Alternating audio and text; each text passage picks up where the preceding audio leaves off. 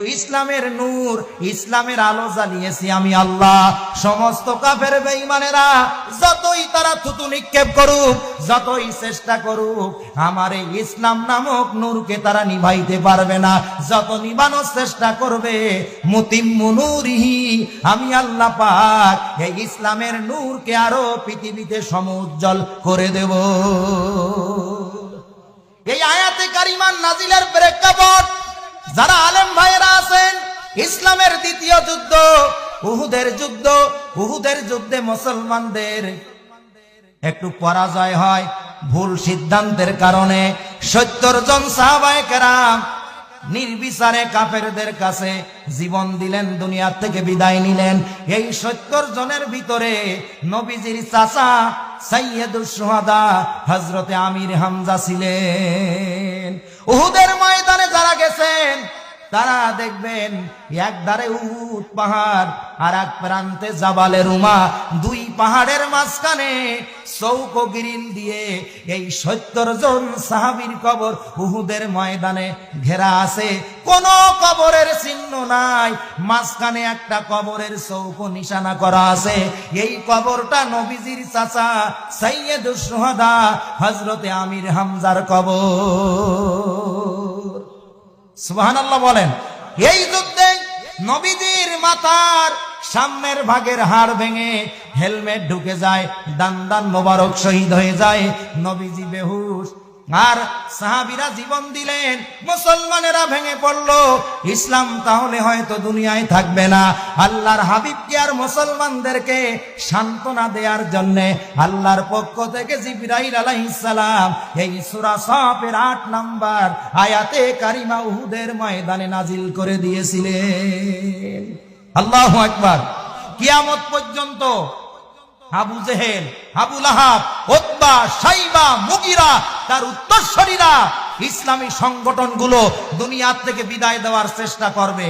পারবে কি?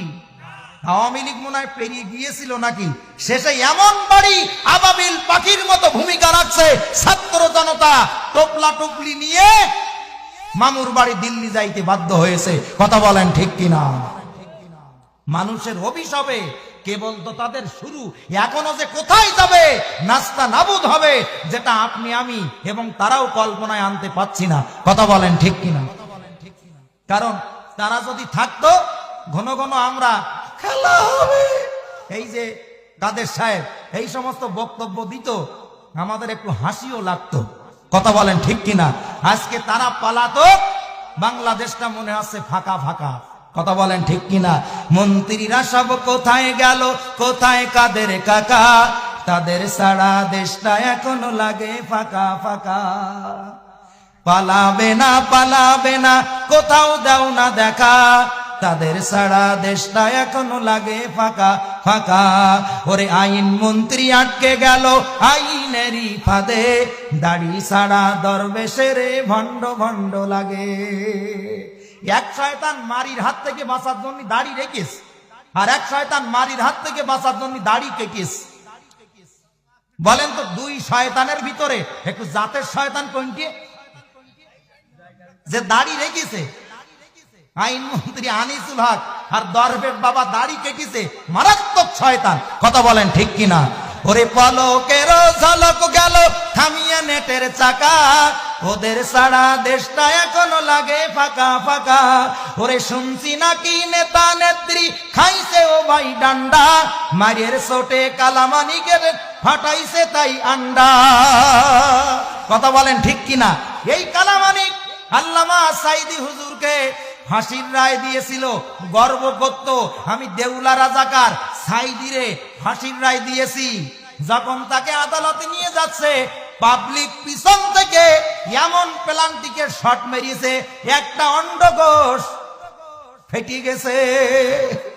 এটা তো দুনিয়ার মার, আর পরকালের মার কেমন হবে বলেন?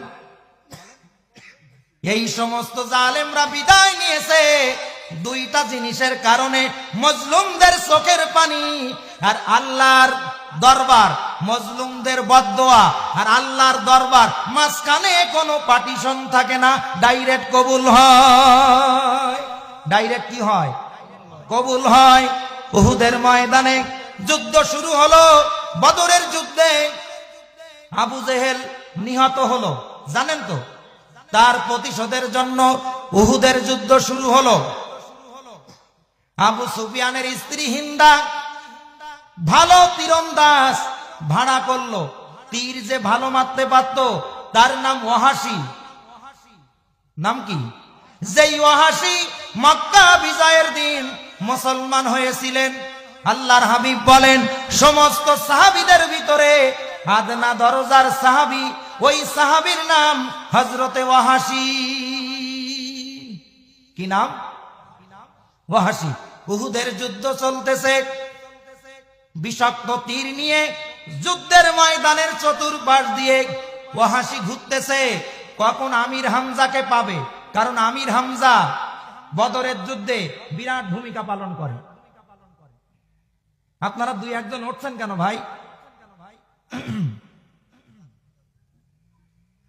যখন যুদ্ধ চলতেছে, চতুর্পাশ দিয়ে ওয়াহাশী ঘুরতেছে, সরাসরি পেয়ে গেল পিছন থেকে ওয়াহাশী তীর এমন ভাবে মারলেন, নবীজির চাচা আমির হামজার পিঠ দিয়ে তীর ঢুকে বুকের দিক দিয়ে বাহির হয়ে গেল।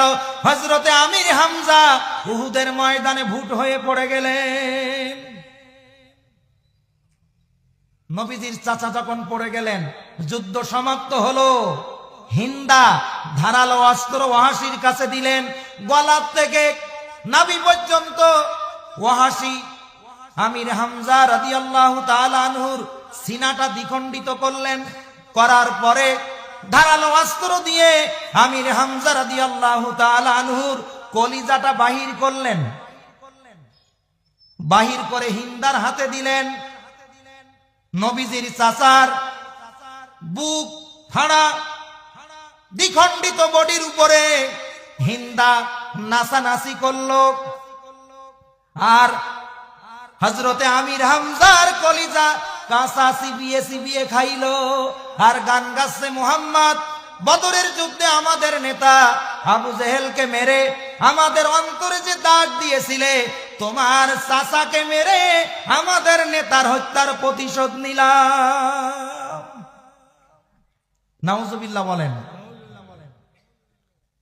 এই সিন যখন সাহাবীরা দেখলেন, কেন্দে জারে জার। নবীজি বেহুশ। দুইজন সাহাবী নবীজিকে নিয়ে গেলেন উহুদ পাহাড়ের পাদদেশে। যে বলতেছে, জাবালে উহুদ রে, একটু দ্বিখণ্ডিত হয়ে যা, নবীজিকে আমরা একটু আত্মগোপনে রাখবো। বলার সাথে সাথে উহুদ পাহাড় মাঝখান থেকে দুই ভাগ হয়ে গেল। এখনো পর্যন্ত এই রকম ফাঁক হয়ে আছে। আল্লাহু আকবার। এটা নবীজির মুজিজা।